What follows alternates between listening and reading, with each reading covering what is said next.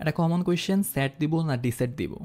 So স্যাট বা SAT, ডিসেট বা digital স্যাট বা ডিজিটাল এসএটি সবগুলোই কিন্তু এখন সেম। আগে একটা সময় ছিল যখন এসিটা পেপার বেসড ছিল, আপনি এক্সাম সেন্টারে গিয়ে কাগজগুলো আমি এক্সাম দিতেন।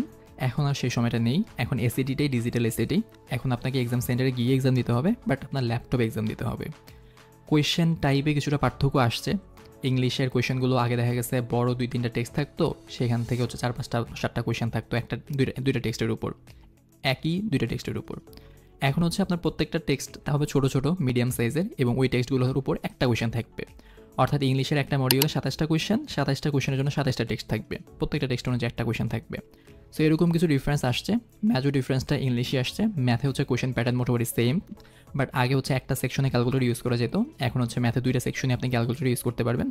শুধু ক্যালকুলেটর না, সায়েন্টিফিক ক্যালকুলেটরই না, আপনি হচ্ছে একটা ইনবিল্ড ডেসমস ক্যালকুলেটর হচ্ছে পাবেন, যে ক্যালকুলেটর হচ্ছে ম্যাথের মোটামুটি 80%-এর উপর প্রবলেম সলভ করে ফেলা যায় ক্যালকুলেটর ইউজ করে।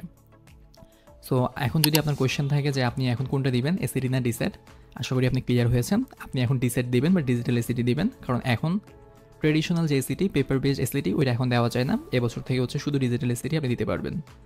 Thank you.